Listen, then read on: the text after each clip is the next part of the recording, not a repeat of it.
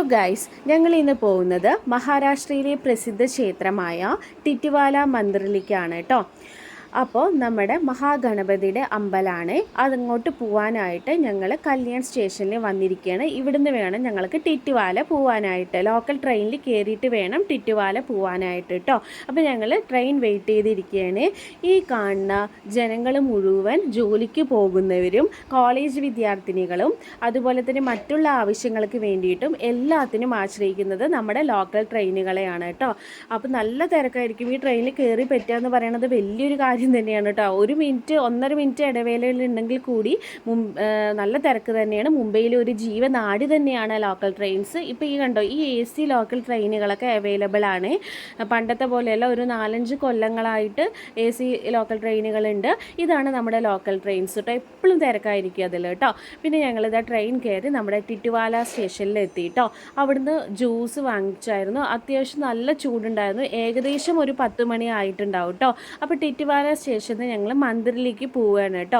അപ്പോൾ ഇഷ്ടംപോലെ ഓട്ടോ എവിടുന്ന് നമുക്ക് അവൈലബിൾ ആണ്. അപ്പോൾ ഈ കാണുന്ന കുതിരവണ്ടികൾ കണ്ടോ, പണ്ട് ഇഷ്ടംപോലെ കുതിരവണ്ടിയാണ്. ഇപ്പോൾ 2 കുതിരവണ്ടികളെ നമുക്ക് അവിടെ കാണാൻ സാധിക്കുന്നുള്ളൂ കേട്ടോ. ഇപ്പോൾ പിന്നെ ആരും അങ്ങനെ യൂസ് ചെയ്യാത്തതുകൊണ്ടായിരിക്കും. അതിൽ കയറിയ ഒരു എക്സ്പീരിയൻസ് ആവും, പക്ഷേ ടൈം എടുക്കണ കാരണം കയറിയില്ല കേട്ടോ. പിന്നെ ഇതാണ് നമ്മുടെ ടിറ്റുവാല മന്ദിർ. അങ്ങോട്ട് പോവുകയാണേ. അവിടെ അതിൻ്റെ ഉള്ളിൽ കുറേ ഇങ്ങനത്തെ ഷോപ്പുകൾ ഉണ്ട് കേട്ടോ. അപ്പോൾ നമ്മുടെ ചെരുപ്പ് അവർ നമ്മളെ സൂക്ഷിക്കും. അതിനൊപ്പം നമ്മൾ അവരിക്കുന്ന ഒരു തട്ട് വാങ്ങിക്കണം കേട്ടോ. അതിനൊരു 150 രൂപ മൊത്തത്തിൽ വിലയുണ്ട് കേട്ടോ. അപ്പോൾ ഇത് നമ്മൾ ഭഗവാന് നേദിക്കാനായിട്ട് കൊണ്ടുപോവുകയാണ്. അത് ആ തട്ടിൽ ഒരു നാളികേരം, പൂമാല, പേട, പിന്നെ നമ്മൾ കറുക, ചെമ്പരത്തി മാല സെപ്പറേറ്റ് വാങ്ങിച്ചാട്ടോ. അതിനൊക്കെ 10 രൂപയാണ് കേട്ടോ. കണ്ടോ, ഇങ്ങനത്തെ ഇഷ്ടം പോലെ ഷോപ്പുകൾ അവിടെ ഉണ്ട് കേട്ടോ. എന്നിട്ട് നമ്മൾ അവിടുന്ന് ആ തട്ടെടുത്തിട്ട് ഭഗവാന് നേദിക്കാനായിട്ട് ഇതൊക്കെ കൊണ്ടുപോകും കേട്ടോ. ഇത് കണ്ടോ, താമര ഒരു 2 എണ്ണം വാങ്ങിയായിരുന്നു. 10 രൂപയായിരുന്നു കേട്ടോ. താമരയ്ക്ക് വില എന്തൊരു രസമായിരുന്നു അറിയോ, താമര. നല്ല ഇതുണ്ടായിരുന്നു കേട്ടോ. ഇതൊക്കെ ഭഗവാനെ അവർ എടുക്കും കേട്ടോ. അവിടെ നമ്മുടെ പൂജാരിമാർ ഇതൊക്കെ നേദിക്കും. നമുക്ക് തേങ്ങയും പേടയും തിരിച്ചു തരും. ബാക്കി പൂവുകളും എല്ലാം ഭഗവാനെ അവിടെ നേദിക്കാനായിട്ട് നമ്മൾ കൊടുക്കും കേട്ടോ.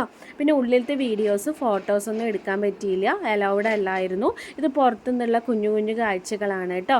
അപ്പോൾ ഇതാ അവിടെ ഗണപതി മന്ത്രം ജപിച്ചുകൊണ്ടിരിക്കുന്ന കുറേ ആളുകളുണ്ടായിരുന്നു.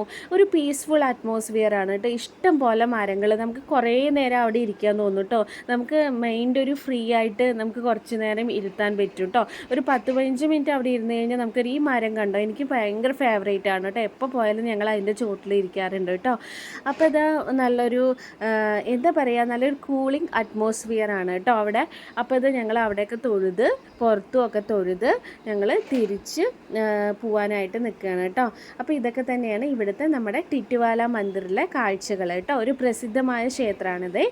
ടിറ്റുവാലയിൽ സ്ഥിതി ചെയ്യുന്ന ഒരു പ്രസിദ്ധമായ മഹാഗണപതി ക്ഷേത്രമാണ്.